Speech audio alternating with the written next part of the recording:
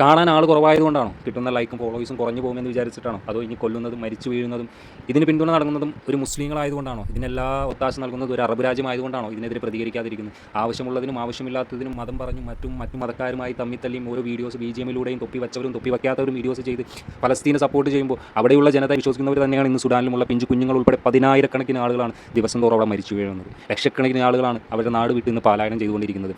ഒരുപാട് യുവാക്കളാണ് ക്രൂരതകൾക്ക് ഇരയാകുന്നത്. അതിനുവേണ്ടി ഒത്താശ ചെയ്യുന്ന ഒരു അറബ് രാജ്യമായതുകൊണ്ടാണ്, അവർക്ക് വേണ്ട ആയുധങ്ങളും പണം നൽകുന്ന ഒരു അറബ് രാജ്യമായതുകൊണ്ടാണ്. അൽഹംദുലില്ലാഹ് ദുബായ് കിരീടാവകാശി. അതും സമൂഹത്തിൽ ഇതിനൊരു അറ്റൻഷൻ കിട്ടാത്തതുകൊണ്ടാണോ നിങ്ങൾ വീഡിയോ ചെയ്യാത്തത്? ഫോളോവേഴ്സ് കുറഞ്ഞു പോകും, അല്ലെങ്കിൽ നിങ്ങൾ എന്നിൽ നിന്ന് ഇറങ്ങിപ്പോയിക്കോളൂ എന്ന് പറഞ്ഞുകൊണ്ട് രാപ്പകലില്ലാണ്ട് ഊരിയിട്ട് ഒരുപാട് പേരുണ്ട്. ഫോളോവേഴ്സിൽ ആരെങ്കിലും ഇസ്രായേലിനെ സപ്പോർട്ട് ചെയ്യണമെങ്കിൽ ഇപ്പൊ തന്നെ ഫോളോ അടിച്ച് പോയിക്കോളൂ. ഫലസ്തീൻ ഇഷ്യൂ പറഞ്ഞു മറ്റു മതക്കാരുമായി തമ്മിൽ തല്ലിയവരുണ്ട്.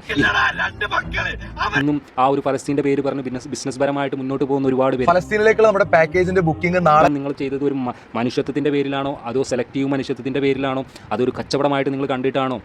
എങ്കിൽ നിങ്ങളുടെ ആ സെലക്റ്റീവ് മനുഷ്യത്വം ഒന്ന് ഉണരുക. സുഡാനിലും നടന്നുകൊണ്ടിരിക്കുന്നത് അത് തന്നെയാണ്. പിഞ്ചു കുഞ്ഞുങ്ങൾ ഉൾപ്പെടെ 10,000-കണക്കിന് കുഞ്ഞുങ്ങളാണ് ഇന്ന് അവിടെ മരിച്ചു വീഴുന്നത്. എന്തുകൊണ്ടാണ് ഈ ഒരു വീഡിയോ, ഞാൻ ആരെയും കുറ്റപ്പെടുത്താൻ വേണ്ടിയല്ല ഈ ഒരു വീഡിയോ ഇവിടെ ചെയ്തത്.